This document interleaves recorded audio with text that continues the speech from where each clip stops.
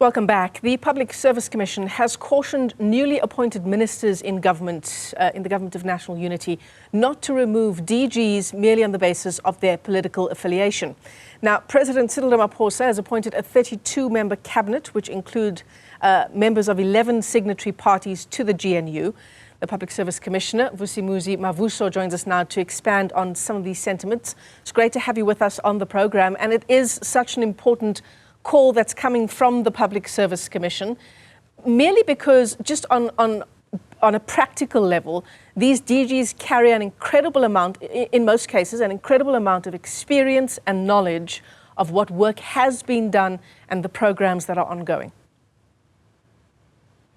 Absolutely. I think it's important to appreciate that the DGs or Directors General are what you may safely call as the CEOs of different departments. It's their job, their role, their responsibilities to ensure that the departments are run in a manner that is consistent with the expectations of both government and, of course, our people. And let's not forget as well, DGs, Directors General, in the midst of the wrangling that was taking place insofar as the Government of National Unity is concerned, these were the people who were keeping government departments going.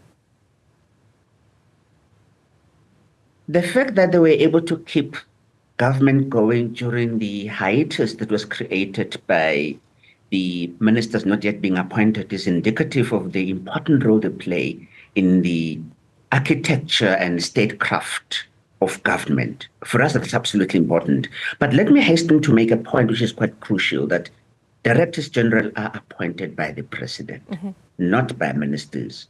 Ministers may be in the process, in the current dispensation of interviewing them, but the final determination is made by the President. Certainly. And that is, of course, in terms of Section 12(1) of the Public Service Act. Yeah, they are also appointed on a fixed term period, aren't they? And that usually is a 5-year period, which you'll tell me your opinion. Does it leave them open then to when these new ministers come in, depending on when they were appointed, it leaves them open to them losing their jobs? They don't necessarily have to lose their jobs, because I think there are a number of processes that are in place. One, they were appointed for a fixed term process, which can be renewed by the President based on their performance. In other words, if anything untoward is discovered or found, then maybe there could be reasons to be discharged. For example, incapacity or due to operational requirements, or perhaps other permissible grounds like misconduct. But in the main, it would be important to ensure that there's continuity in what they do. And I may actually hasten to add that we've drafted a what I may call a guide on governance practice for executive authorities and heads of departments, which indicates the do's and don'ts, especially in the period in which we find ourselves in the Government of National Unity.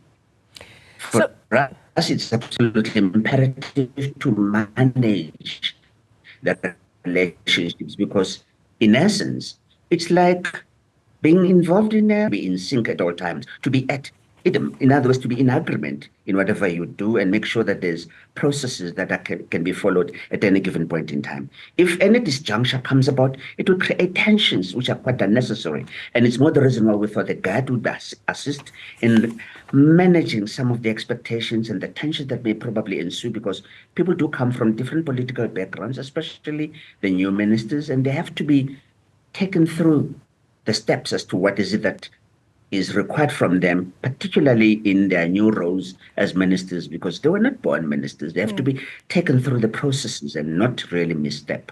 Yeah. You know, it's one thing to caution ministers not to get rid of DGs because of their political affiliation, but of course that cuts both ways, doesn't it?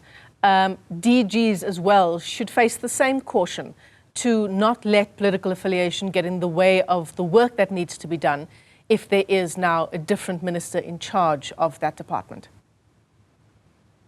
Let's take that point to a different trajectory.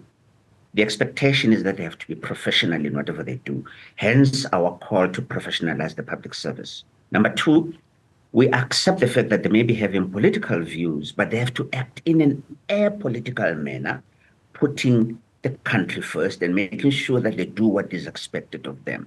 their politics don't actually matter in this particular equation. It's what they're coming to offer, because they have to be fit for purpose, they have to be professional, and of course they have to ensure that they are merit appointed. In other words, they can't just come about because they may know how to shout a particular slogan very loudly and all that. It can't be that. It's about merit and merit only.